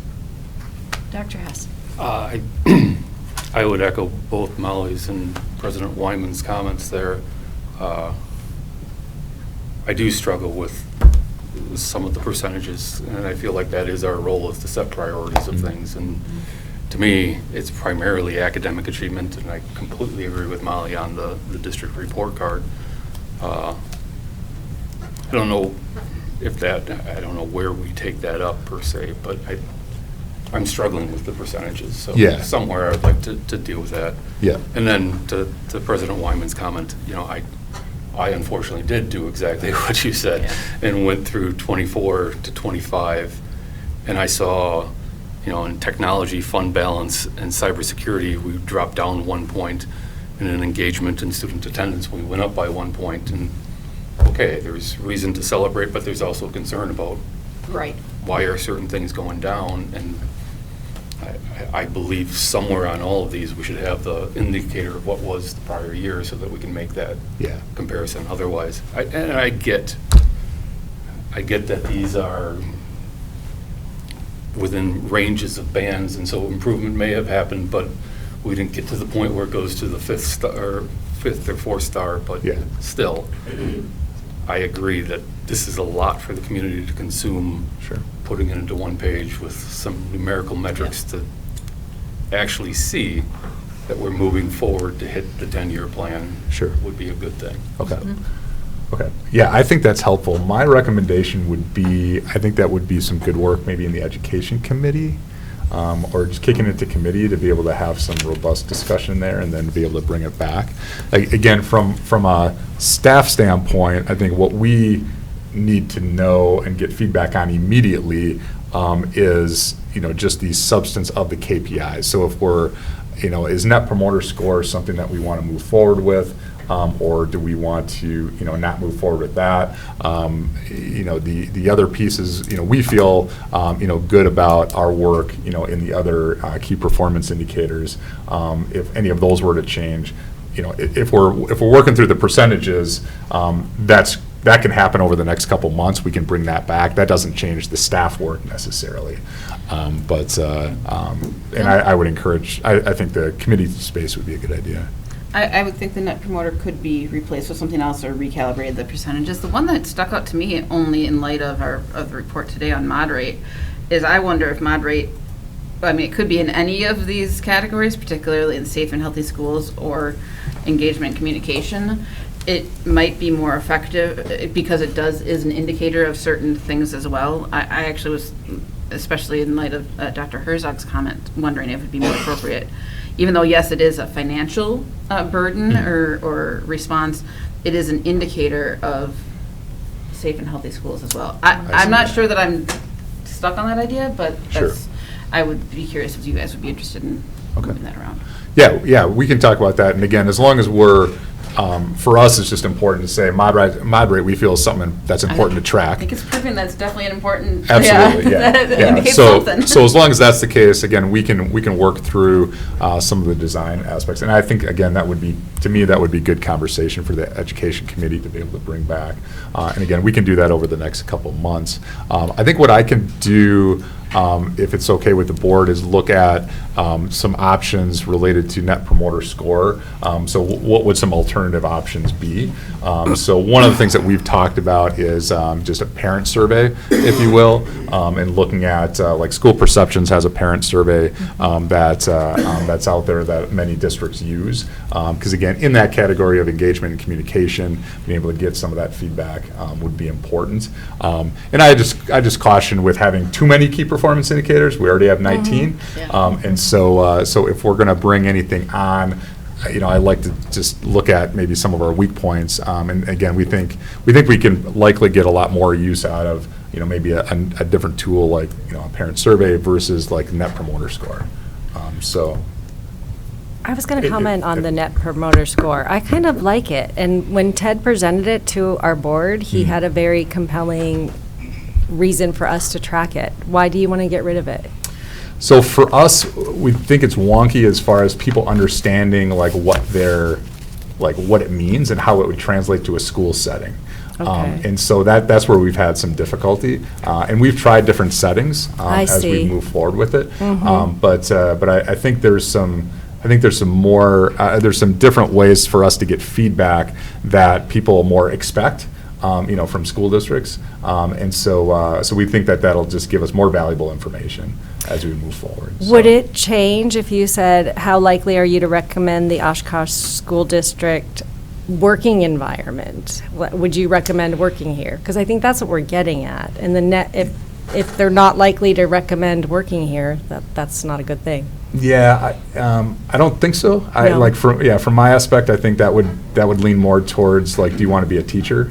You're right. Okay, potentially. yeah. Mhm. And we, our staff engagement survey that we do, like, internally with our staff, is proving, effective for that measurement. So Yeah, you're right. So let me, if it's okay with the board, just be able to bring back a proposal. Yeah. I can touch base with staff, bring back a proposal at the next meeting, and then we can talk about that as potential replacement for the Net Promoter Score. The only other two constituencies I would think of, if possible, for surveying, if there is a tool to do it all in one, would be student direct feedback. I think it would be amazing if we could actually get it. But then also community engagement. There's definitely a lot of stakeholders in our community who are not parents, who have a lot to say. And so I think that we need to, if we can, figure out a way to measure that. Okay. Yeah, let me check. And again, I ideally would like to be able to have a combination. I completely agree, replace, if anything. Yeah. So let me take a look at that. Again, school perceptions is, one of the places, there's other tools out there too. So, okay. So let me do that and then come back with that for this at the next meeting, and then also just work with the education committee on just thinking about percentages and potential, shifting within the core areas. That's what I heard from tonight, so. That'd be good. There are probably, as you suggested, Dr. Davis, other vendors out there. I did spend some time at the convention last week talking with school perceptions. I know they have a parent survey, I know they have a student survey, and I know that they will also create surveys for districts. I don't know what the cost is, but they would be one perhaps place to explore among others. Yeah. We'll take a look. There's multiple opportunities there. So again, and I think being able to bring one, what we think is going to be, the most important to be able to move us forward is going to be important. So we'll bring a suggestion and have some feedback on that. I just wanted to do a quick compliment on the staff engagement survey. I think that the data that we've seen regarding staff engagement is very, very promising, very good. And one of our keynote speakers last week talked about the importance of having an engaged workforce and engaged teachers, because when teachers are engaged, everything gets better. So I'm very happy to see that we're making such strides, and the active less than 25% staff engaged, the people that are no against everything has gone down. So congratulations to you and your staff on that. Thank you. And that's truly been a full district effort. So we had over 1,100 responses, amongst our staff, and that was everybody from administrators to teachers to paraprofessionals to food service. Like, everybody had an opportunity to be able to take that. So very high return rate, and just really proud of the work. I would say for my, being in my fourth year, I would point to that as probably the most significant progress that we've made. And we believe that's a leading indicator to our student results, because as you mentioned, as staff are engaged, then they're better problem solvers, better retention as we move forward. And fortunately for the board, at the next month's workshop, we'll have a deep dive into staff engagement. Sabrina Johnson will be leading that, and it'll be one of our sheet cake moments, if you will. So we'll Awesome. celebrate that together. So That's great. thank you. I had some wonderings about the college career, or college credit or work experience. We heard a great report during open forum tonight from Dr. Beath regarding the experience of his two children in the school district. And I know that there are others who have experienced similar successes with dual credit and have shaved off a semester or more from their college experience. The wondering I have is in regard to the trades, the youth's apprenticeships. I know there are dual credit courses with the technical college. Historically, roughly 50% of students from a given high school would say they're going on to a four-year college. And of that 50%, maybe 25% would actually graduate from there.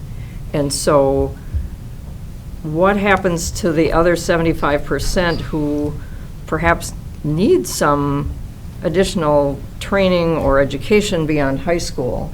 And are we preparing them for that?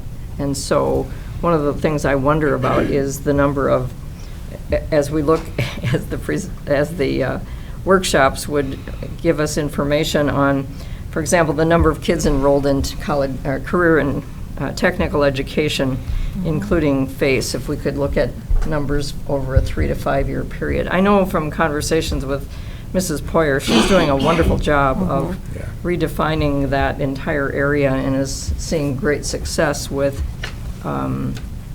reaching out into the community and building partnerships and so on. But I think it would be helpful to see, because I know we've seen numbers on the number of kids who get AP credits and some of the other items mentioned under definition, but I'd like to see some enrollment numbers in the CTE area, including apprenticeships and industry level certifications. Yeah, absolutely. Yeah, when we get to that point. Yep. Yeah, we can do that, and we've got some good. We're trending in the right direction again with Vicki Poyer's leadership in that space, and some dedicated community partners. Yes. So that's been something we can celebrate. So Director Kiffmeyer is typing as we speak right now on that. So she'll take notes on that and be able to make sure that we have that. So thank you. Thank you. Just for clarity, Barb, are you talking about the college credit or work experience KPI area? Is that what? I'm looking at the enrollment in the career and technical education courses over a 3 to 5 year period, so we can discern trends, number of kids in apprenticeships, industry level certifications, and that could also extend into dual credit courses, because I know kids can get dual credit with the technical colleges as well as with colleges and universities. Great. Mrs. Carlin? I just had a quick comment on the gentleman that spoke to us this evening regarding his cost savings of being able to graduate early. It is not an exaggeration. $50,000 is a ton of money, and I would like to see us communicate that kind of savings to the community, because I don't think people understand how much you can save. Yeah, absolutely, and that's actually a good point. So we're putting together a fact sheet that we could have for our community, and it's really, when we look at, what are our market differentiators, if you will, from a business standpoint, like what stands out about the Oshkosh Area School District that you can't get at area districts. That's one of the things that we highlight, is the amount of AP class dual credits, and the amount of money that saves saves students and saves parents. So personally, it saved my family at least $20,000, and we will keep counting because I still have one more to get to college. But that was for an out-of-state school in Colorado that the credits were applied, and he's going to be able to graduate a semester early. And that will save us a significant amount of money. And I used to say, I don't want my kids to graduate early. I want them to enjoy the 4-year college experience. That was before I was paying for it and realized how expensive it was. 3.5 years is good enough. It is. He can stay and walk with his friends in the spring. I mean, it really is so amazing. And the fact that it transfers to out-of-state schools, both in Minnesota and Colorado, I was able to have a savings. So that is a huge benefit of our district. Great. Yeah, it's undeniable. My daughter's a sophomore, and she's taking AP stuff. And it not only is going to help her get credits, but it makes her application stronger when she's applying for universities, which she's starting to try to figure out right now. So as a parent, I'm so grateful that we have those opportunities in our high schools. It's such a benefit. And that really gets back to the student success in math and literacy at the elementary level, for those kids to be able to get to those AP classes or those higher level math and chemistry and science and other classes. So that's got to be, we have to make sure that all student groups are represented in those advanced opportunities, whether they're students with special needs or they're students who receive free and reduced lunch, but all students need to be on that pathway to get better and have more experiences in those higher level options. Well, thank you, Dr. Davis, for all of your Good work discussion. on this and the work of all of your staff. It means a lot. Thank you. All right, consent agenda. The consent agenda, the board has been furnished with background material on each item or as discussed at a previous meeting. These will be acted on upon with one vote without discussion. So moved. Second. Wright, Carlin. Call the roll. Wyman. Aye. Carlin. Aye. DeWitt. Aye. Herzog. Aye. Hess. Aye. Smeltley. Aye. Wright. Aye. Resolution carries. Next, we have Resolution 10. It's the 25-26 open enrollment space availability. Is there a motion? So moved. Second. Carlin, Wright. Discussion? No. Call the roll. Carlin. Aye. DeWitt. Aye. Herzog. Aye. Hess. Aye. Smeltley. Aye. Wright. Aye. Wyman. Aye. Resolution carries. Resolution number 11, approval of changes to Title IX policies for legal compliance. So moved. Second. Okay. Mrs. Carlin. DeWitt. Herzog. No, it was Mrs. DeWitt.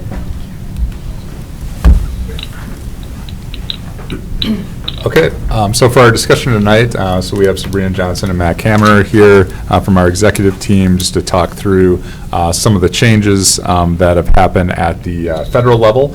Again, it's our desire to be able to stay in with our policies in line with federal regulations. Sometimes when those regulations change, then we need to be able to change our policies to stay in line. And so that's really what tonight's effort is as we're moving forward. So there's a resolution to propose a couple different changes there, and just a reminder to the board, when we're looking at policy, it needs to be a supermajority of a 5-2 vote as we're moving forward. So I'll have Ms. Johnson just talk a little bit about some of the details, Mr. Kammerer to also to help support with any questions that the board would have. So Sabrina.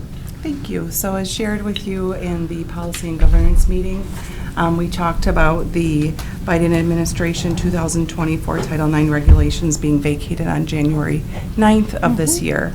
With that, as you know, we did create policy 2264 that went with all claims and complaints that came forward as of September 12th, 2024 moving forward, and then needed to keep policy 2266 with a couple of amendments for those claims that came forward that happened on or before September 11th, 2024.